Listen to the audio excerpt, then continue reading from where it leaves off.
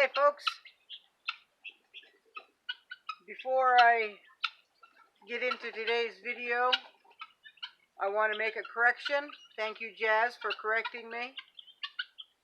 Yesterday I was congratulating Patera from Appalachia Homestead on her 500,000 subscribers. It was 300,000 subscribers. Still quite commendable, right? So I apologize. I should have taken the time to look at that a little bit closer. I should have put my glasses on, but I didn't. And I try to give accurate information on this channel, and so I apologize. But still, 300,000 subscribers is pretty good. So today, I'm going to make a video on something that I've been wanting to say for a while now, and I've touched on it in the past.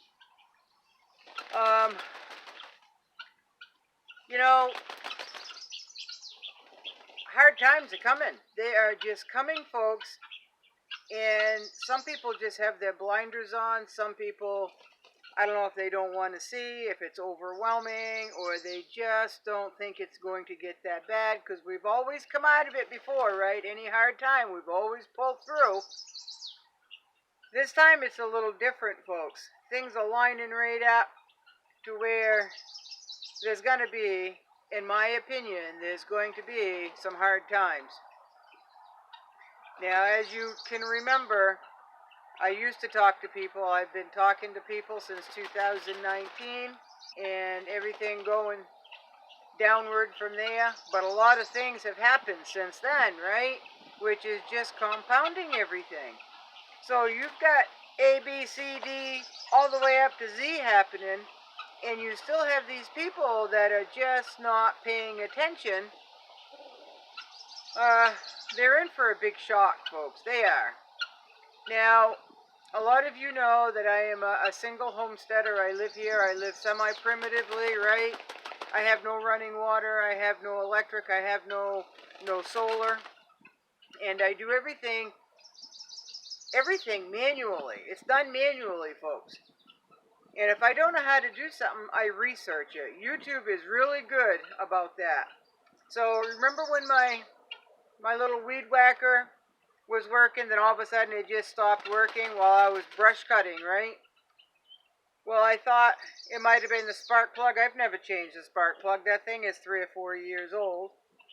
So, not knowing, because I'm not a mechanic by far, but I can learn, right? So I went out, I figured out what type of spark plug I needed. I went and got 2 spark plugs, one to use and one for a backup, right? So, again, on YouTube, I learned how to change a spark plug, folks. Now, for some of you, that might be so simple, you can probably do it in your sleep. I have never done it before, so it was like being on another planet. So I changed the spark plug, and it still won't start. So I got on YouTube and I Googled, when your weed whacker doesn't start. And it took me through all these problem-solving steps. So again, I'm in the bird run, and I've got a kiddie pool behind the camera, and I've got some ducks bathing themselves in the. So I might get a little wet here in a minute. So I problem solved and figured out that there was no fuel lines. The bubble, there was. I could get gas from the tank into the weed whacker. So I knew it wasn't that. I did all the problem solving there. So, and the next step is to clean the carburetor. I don't even know what a carburetor looks like, folks, but I do now because I YouTubed it, right? But I will be taking that carburetor apart, and I will be cleaning it, and to see if that fixes the problem. So I feel confident that I, myself, having never done it before, never even knowing what a carburetor even looked like, feel confident that I could do that and fix my weed whacker myself. So that's the incentive that some of us will have to take. If we don't know how to do something, we're going to have to learn how to do it, right? How to make repairs. I told you that I dug out my propane heater stove that I can outside with, right? Do my pressure canning outside. And I lit it to make sure it was burning correctly, and the flame is yellow. So I knew to adjust the air valve, I guess is what you call it, and that didn't fix it. And even though I had that stored where it couldn't get wet, there is rust around where the flames come out. So what I'm going to do is take that apart and take my wire brush and clean all that in there and see if I can't get that to burn a little bit better. But again, that's something that I should have a spare on. I should have a backup. I really should have a backup for that. But if worse comes to worse and I have to, and propane is too expensive, or I just can't get propane, I'll just water bath everything right on my rocket stove, right? So what I'm getting at, folks, is if you don't know how to do these things now is the time to be learning how to do them. Now, I will admit, if my weed whacker wasn't acting up and I weren't going to use my propane burner, I probably wouldn't get backup. So this is the universe telling me that I need to get my button gear and look deeper into what I need a second one for a backup, right? So there's just so many things, folks, that we just don't think of, and we've got it. We take it for granted that it's going to work, and then it doesn't one day, right? I've got my notes that I have been writing down. As people give me excuses why they are not doing more for themselves to prepare for what is coming. One is, I'll do that next year. I'll do that next spring. I'll do that next fall. I will do that when I have more time. I'll do that when I feel like it. Now, what if you plan on doing something next year, then all of a sudden tomorrow it needs to be done for whatever reason, right? Now, if you take a garden, and I don't have time to garden this year, I can still afford food this year, so I'll just worry about my garden next year. Well, do you have your seeds? Do you have your hand tools? Your rake, your hoe? Do you have fertilizer? Do you know how to do all this? Have you ever gardened before? Well, no, I haven't ever gardened before, so, but it can't be that hard. Well, I'm getting wet. For even those of us who have been gardening for many years, you know that a garden is not guaranteed, right? It's just not guaranteed, even when you know what to do and how to fix it. It's just not guaranteed. I don't know how. I don't know how to garden. I don't know how to raise guinea fowl. I do not have the knowledge to do this and that. But they seem to have a lot of knowledge on how to use their cell phone, right? Well, the cell phone, you can get YouTube. You can get on these do-it-yourself sites, right, and learn how to do that. There are books that you can go out and get, and you can learn. You can learn these skills, at least have the information and the items to do these things that may help you self-sustain, right, if the world just goes completely all to hell. At least you'll have everything that you need to do that. Don't wait until next year to get your seeds, your fertilizer, your rototiller if that's what you need, your hoe, your garden rake, your waterer, your extra hose that'll reach up to your garden. Don't wait till next year to do that. At least, at the bare minimum, have everything everything ready to, for an example, plant a garden, right? I don't know where to start. It's so overwhelming, I do not know where to start. Now, I really get that one, but you've got to start somewhere. You've got to start somewhere. Pick a spot and start. And then you're going to find that the deeper you get into it, the more you realize that you're going to need, or you think you may need, and it's a big snowball effect, because even I'm forgetting things that I feel like I should have on hand that I only use it once a year, so I don't think about it, right?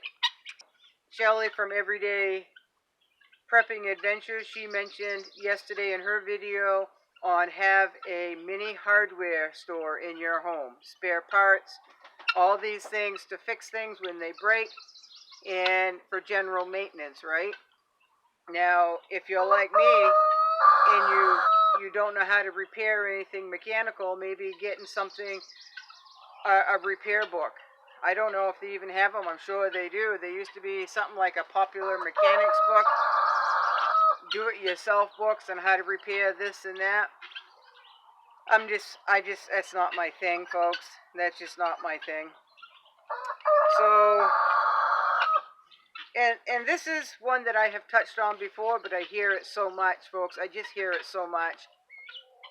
I am not going to buy extra anything until I have a shelf to put it on.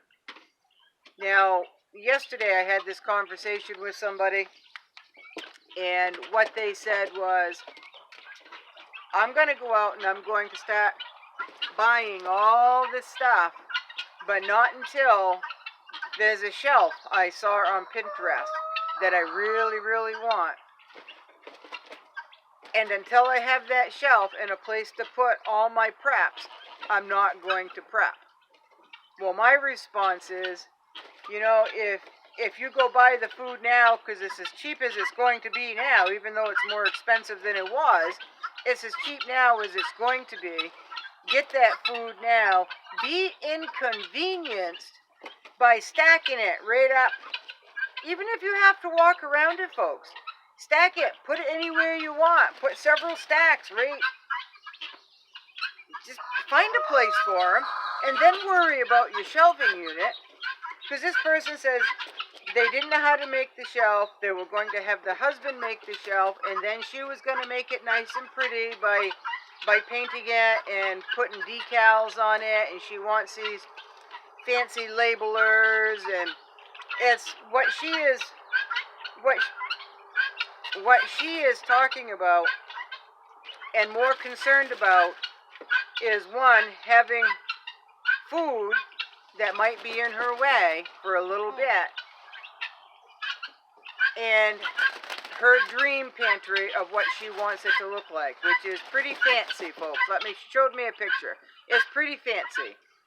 Now, she also got on one of these prepping videos where these people have been prepping for years and years and years, and they've had time to dedicate one part of their house to their storage, and they've got all these nice fancy shelves, and they're painted real pretty, and they've got all these tags and labels, and it looks picture perfect. Well, that's what she wants, and that's what she is expecting, and that's what she will get. But she wants her shelf first, and then she'll buy her food to put on the shelf.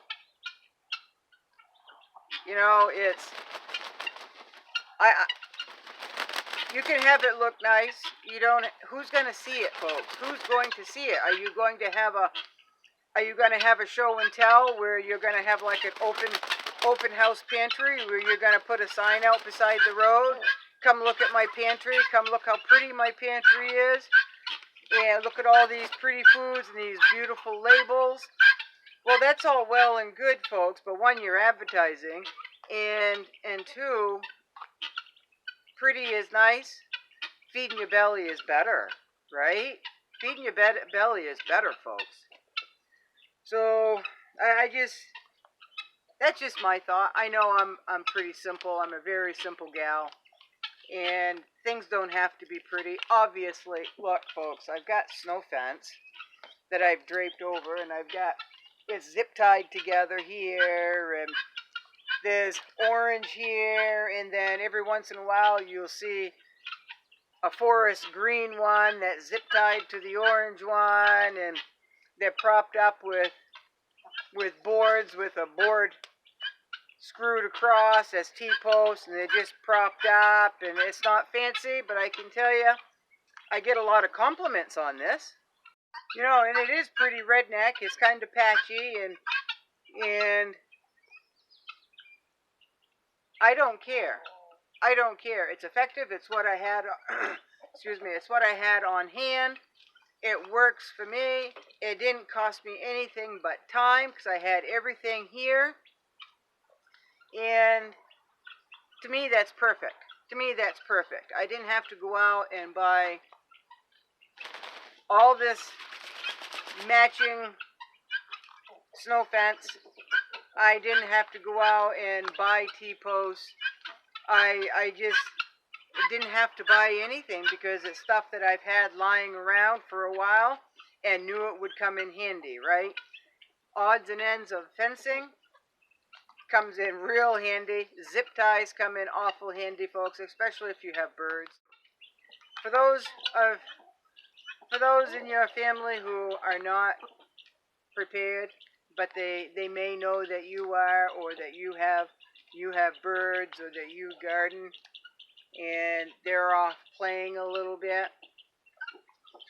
They may be saying, well, I know where I'm going to come when I want meat. I know where I'm going to come if I want some vegetables. Some people just assume that, folks. They really do. They just assume that. And I don't know about a lot of you, but I work real hard at what I've got. And if you think that you're going to come in here after all my hard work and expect me to hand over a duck for you to eat, or a chicken, or a guinea fowl, or maybe a couple of dozen eggs, and a whole basket full of vegetables so they can eat, I hope you've had those tough conversations already, because I just had a conversation with somebody, and they said they were going to get on top of it on their end, but I've had this conversation a million times and they haven't done it yet, so I don't think they're going to do much. And some people's idea of being stocked to the rafters is 2 months worth of food, folks. They do, but they haven't even stopped to figure it out. Okay, if they eat a half a cup, if they eat their recommended daily allowance every single day, and then they break it down just into serving sizes, okay? Now, I don't know about you, but I know a lot of people here in Maine that eat way more than a serving size 3 times a day, right? And then they're snacking in between. So, if you eat 4 cups of vegetables a day, figure that into how long that's going to last you, right? If you eat a steak a day, or a couple of hot dogs, or whatever you eat, because if you're outside working a lot, doing gardening, tending to whatever you need to do, you're probably going to eat a lot more, right, than you would if you're just sitting down during the day. Now, I don't know how I do it personally. I eat 1 meal a day, folks, and that's at the end of the day. And I do a lot of physical work. I put on several miles a day just in my yard and garden and the birds, and there's a lot of physical labor to everything that I do here. And I eat 1 meal a day, and it's barely even a meal, and I'm still this big, okay? So I don't know what's going on there, folks. I just don't know what's going on there, but my body can do that. So let's say if I had a year's worth of food for just me, and somebody that eats a whole lot more than I do thinks they're going to take my food, well, that cuts my food at the minimum to 6 months. And if they eat a lot more food than I do, it could cut it right down to I only have 3 months worth of food. Why would I do that, folks? Why would I do that? And how would they expect me to do that? Right? I mean, I work a part-time job. That's all I work, folks. I don't have a lot of money coming in. But I don't spend a lot of money either. You know, I raise my birds and I grow my food, right? So there's my time is my money. So if I can stock up, if I can prepare on what very minimal income that I get, folks, someone with a real decent job or a couple of jobs, they should be all set. They should be asking me if I needed anything to help me get stocked. But it seems to be the other way around, and I'm not offering. Just so you know, I'm not offering. So there's no excuse. If you have the money, you need to be putting some of that money into preps. That's all I'm saying. That's all I'm saying. Anyway, I'm rambling, and I'll probably edit a lot of this. And it was a big mistake being here in the bird run because, you know, everybody's all yakking and hollering and no fights, but there's a little lovey-dovey going on over there. But anyway, folks, do what you can. Let it be known, folks, that you're not going to support somebody who is not helping themselves. And I know some of you are already putting things aside for other people in their family because you know they're not preparing, and that's awful mighty nice and thoughtful of you. It is, but if they know that you are doing that, you would think they'd want to help themselves as well, right? That's just how I look at it. So anyway, this is long. This is what I've been wanting to say. Actually, I've been wanting to say a lot more, but I'm just not. I'm just kind of tired of talking about it. But for those of you who are seeing what's coming, I know you're all steadfasting there. And just look for those gaps. Look for those gaps, folks, okay? Just see where you need to improve. Every single day I find an area that I need to improve in. And we can't be 100%. I don't think it's possible to be 100% prepared for what may be coming down the road, because we don't know what's coming down the road, right? But at least we can be prepared for what we... Holy Hannah. At least we can be prepared for what we think may be coming, right? That'll give us a peace of mind, and then we'll deal with I don't know, those that are sleeping, I guess. I don't know, folks. But anyway, I don't think I'll do it out here again. It's just too noisy, folks. I apologize. And I may even have to do this again outside the pen. So, but anyway, have a good day. Thanks for coming by. If you like anything that I have to say, you can like and subscribe if you would like. I'd appreciate that. I'm trying to cut down the rambling. I'm trying to edit out the rambling. And I might as well be talking to a camera as I would a chicken, right? At least you're not going to try to peck my eyes out if I pick you up, right? So, have a good day, folks. Thank you.